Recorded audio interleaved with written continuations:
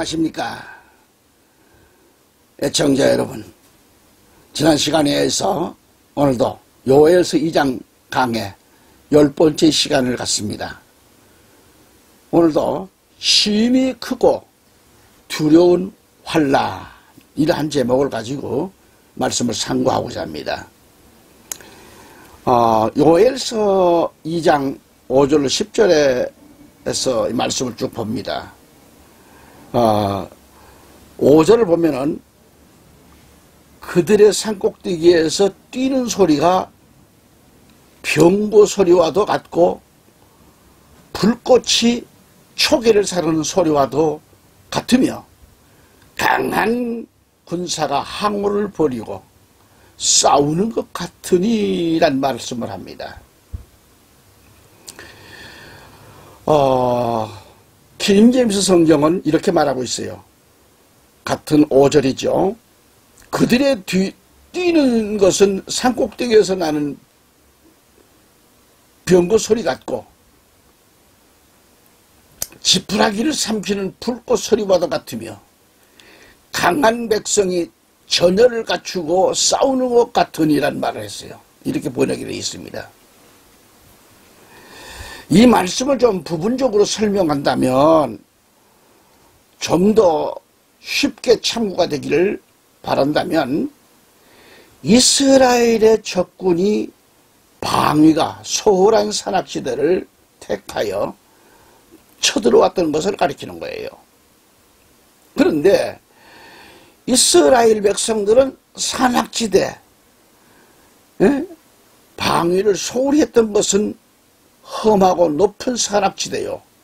요새이기 때문에 설마 했을 겁니다.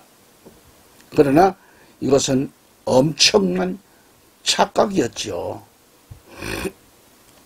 이스라엘은 하나님보다는 산악지대를 더 신뢰했기 때문에 해를 당했다고 하는 것을 우리에게 거울로 보여주는 겁니다. 거울로. 우리는 아무것도 의지할 것이 없어요. 그리고 돈도, 명예도, 권세도, 산악도, 자연도 의지할 곳이 없습니다. 오직 하나님 한 분 외에는 의지할 곳이 없습니다. 잠언서 11장 28절은 이렇게 말씀하고 있어요. 자기의 재물을 의지하는 자는 패망하려니와 의인은 푸른 잎사귀 같아서 번성하리라. 아멘. 여기서 의인은 하나님을 잘 의지하는 그런 자를 말합니다. 하나님을 잘 의지하는 자. 그러니까 하나님을 의지하는 자는 참으로 잘 되고 번성하지만 하나님 외에 어떤 물질만 가지고도 잘 될 것으로 아는 것은 결론은 패망한다는 겁니다. 패망입니다. 그리고 강한 군사가 항우를 벌이고 싸우는 것 같다라고 했습니다. 이것은 고도로 훈련된 군인, 특수부대, 그런 그 군인 질서정연하게 오는 것처럼 재앙이 온다는 거죠. 특수부대가 강한 훈련을 받고 오는 것처럼 말이죠. 질서정연하게 온 것처럼, 발못 쳐서 뛰는 것처럼 재앙이 그렇게 엄습해 온다라는 겁니다.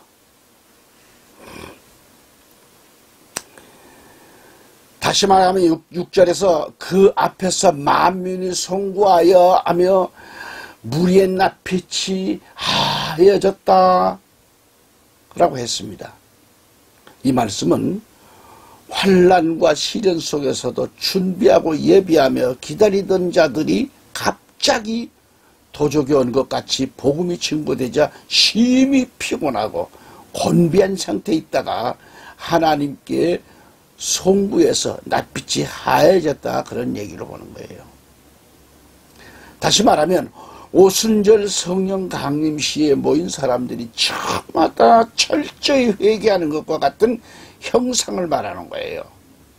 마지막 때에도 회개하라고 외칠 때에 3,000명, 5,000명이 어찌할꼬 하고 돌아왔듯이 돌아올 때가 한 번 있는데 그때의 낯빛이 하얘진다는 것입니다. 다시 요엘서 2장 7절 다시 들어갑니다. 그들이 용사같이 달리며 무사같이 성을 도위 잡고 오르며 각기 자기의 길로 행하되 그 항우를 어기지 아니하며 라고 그랬어요. 이 말씀에서 뭘 생각합니까? 용사나 무사 같다는 말이 나와요. 용사나 무사는 고도로 훈련된 병사를 가리키는 거예요. 특수 부대. 이들은 무사답게 성을 삽시간에 올라가는 거예요. 고도로 훈련된 자들이죠.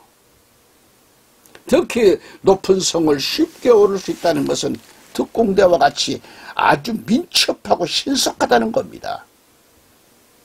그래서 킹제임스 성경 보면 이렇게 말씀합니다. 그들이 용사같이 달리고 군사같이 성벽을 오르며 각각 자기 길로 전진하고 자기 줄을 흐트러뜨리지 아니하며 그랬어요. 질서정연하게 뛰는 겁니다. 이처럼 이렇게 무서운 재앙이 닥쳐오는데 이 재앙을 피하고 이기려면 어떠한 사람이 되어야 하는가?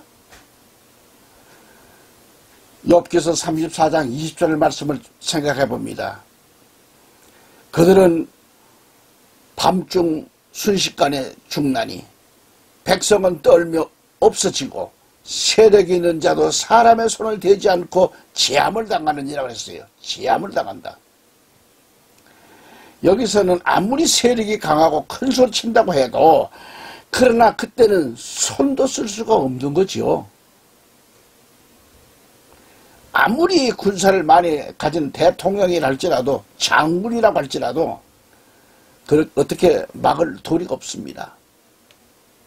너무도 완벽하고 철두철미하게 움직이기 때문에 이들은 누구인가? 바로 하늘 군대가 아닌가. 할렐루야. 이 하늘 군대, 이 군대가 어디에 동원되었는가? 출애굽을 시도하기 전에 죽음의 재앙으로 이집트 전역에 장자를 쓸어버릴 때 그 재앙들이 동원되었습니다. 그 무서운 재앙들이 애굽을 강타할 때에 유월절량의 피를 문설주 좌우에 위아래에 바른 지분, 정말 장자를 멸하는 재앙이 들어가지 않고 지나갔어요. 이때 하나님께서 부르시는 하늘 군대가 동원된 겁니다. 다시 말해서 영적으로 말하면 어떤 영물들에 의해서 그 재앙이 일어났을 것으로 보는 거죠. 열 재앙도 그들에 의해서 있었을 것입니다. 그와 마찬가지로 지금 이것도 그때와 같지 않겠느냐 그렇게 생각을 해봅니다. 다시 요엘서 2장 8절 말씀으로 들어갑니다. 피차에 부딪히지 아니하고 각기 자기의 길로 행하며 병기를 충돌하고 나아가나 상치 아니하며. 아멘. 이는 병기를 충돌하고 나아갈지라도 상치 아니한다고 그랬어요. 병기를 마구 휘둘고 한다 할지라도 그 질서정연한 옆사람이 다치지 않고 앞사람이 다치지 않고 그대로 행해지는 거죠. 상한 자가 없어요. 그러나 그들의 수는 대단합니다. 그 수가 엄청납니다. 저들이 행하는 것은 저들 임의로 인간들처럼 하는 것이 아니라 하나님의 명령에 의해서 진행되기 때문에 피차 부딪히거나 충돌하거나 다투질 않아요. 그러나 세상의 모든 되어지는 일은 마귀적이고 인간적이기 때문에 충돌하고 미워하지만 본문에 등장하는 군대는 하나님의 역사 진행에 쓰임받는 사자들이기 때문에 전혀 충돌하거나 상함이 없는 거지요. 할렐루야. 다시 요엘서 2장 9절 말씀 봅니다. 성중에 뛰어들어가며 성위에 달리며 집에 더위 잡고, 이 더위 잡고 한다는 말은 집 위로 올라간다 그럽니다. 올라가며 그 소리예요. 더위 잡고 오르며 도적같이 창으로 들어가니 그랬습니다. 저처럼 강압적이고 도덕적이고 자유자재로 성중과 성위를 달리며 집의 벽을 손으로 잡고 올라가는 것. 엄청난 군대죠. 그들은 고도로 훈련된 그런 특공대라는 거죠. 다음으로 영화의 요새, 특수독수리 요새에 진입하는 특공대를 연상케 하는 겁니다. 이들이 성 안에 들어가니 결론은 흥하는 자와 망하는 자가 구분됩니다. 그때 우리는 어디에 있을까요? 둘째로 성 안에 있을까요? 둘째로 하늘에 있을까요? 셋째로 예비체에 있을까요? 성 안에 있는 자는 다 죽습니다. 이때 성 안에 있는 자 다 죽어요. 이제 요엘서 2장 10절로 들어가 볼까요?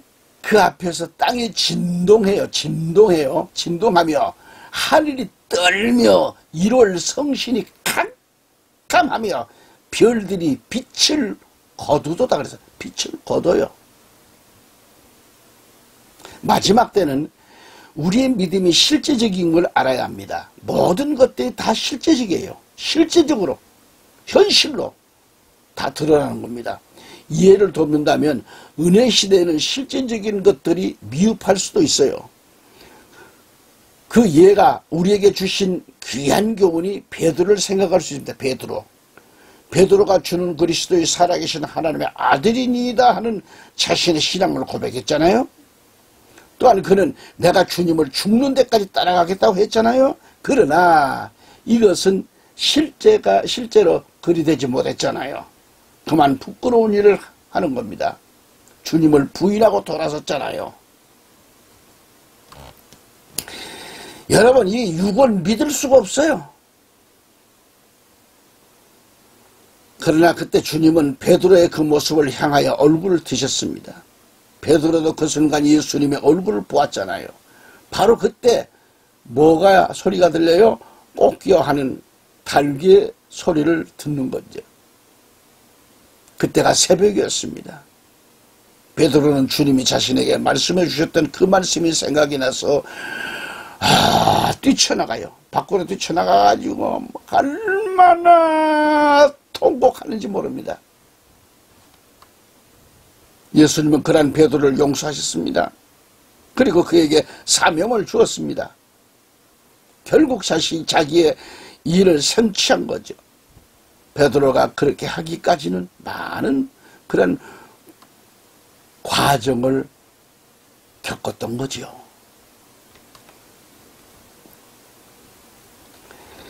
구약 때에도 베드로와 같이 실제가 아닌 말로만 사랑을 외쳤던 자들이 있었습니다. 한마디로 미완성적인 삶을 살아온 거죠. 여기서 베드로가 그렇게 했다고 하는 것은 이전에도 그러한 일이 있었음을 보여주었다고 하는 것을 볼 수가 있는 거예요. 그러나 요엘서나 요한계시록이나 이 세상에 다시 예수님 오실 때는 그러한 일이 되풀이되지 않는 거예요. 미완성은 곤란합니다. 그러므로 우리가 바로 알아야 할 게 뭐예요? 우리의 믿음이 실제적이어야 돼. 믿음이 실제적이라. 미완성적인 믿음 가지고는 안 됩니다. 믿음이 실제적이어야 돼요. 아시겠습니까? 구체적이라는 구체적이어야 한다 그런 얘기예요. 믿음이. 현실로 나타나야 되는 겁니다.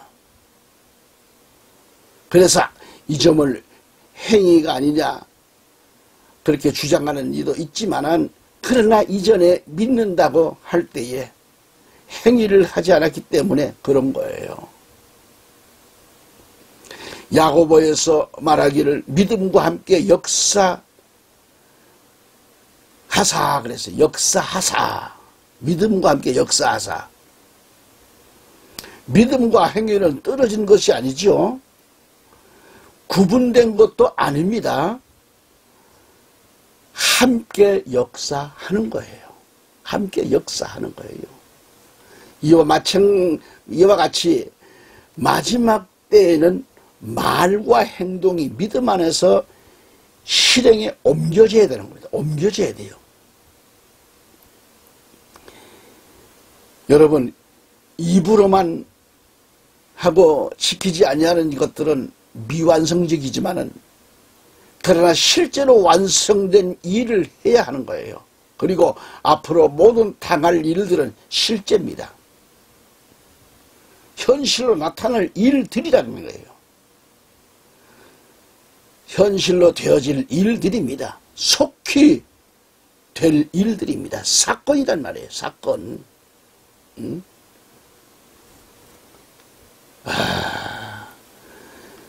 10절에 넘어가면 10절에서 말씀하신 대로 7년 대환란에 접어들면 그 앞에서 땅이 진동하고요, 하늘이 막 떤다 그래서 하늘이 떨며 1월이 캄캄하고 별들이 빛을 거둔다 그랬습니다. 빛이 없는 때가 오는 거죠. 진리가 없는 때가 오는 거죠. 교회는 많은데 진리가 없다면 캄캄한 겁니다. 하늘이 떨며 1월이 캄캄하며 별들이 빛을 거두는 일이 일어난다는 것입니다. 성경에는 땅이 진동하는 일들이 많이 있었습니다. 또한 좋은 예가 있는가 하면 좋지 않은 예도 있었습니다. 좋지 않은 예는 죄를 진 자를 형벌하기 위해서는 땅을 진동시켜서 땅에 그냥 입을 벌려요. 땅이 입을 벌리게 하고 죄인들을 그 땅 속에 삼키게 합니다. 매장시켜 버립니다. 또한 좋은 예는 뭐냐, 사도행전에서 믿음의 용사들이 기도할 때에 땅을 진동시켜서 하나님이 살아계심을 그들에게 주셨어요. 이것도 실제였습니다. 앞으로도 이러한 일이 현실로 그대로 되어지는 거죠.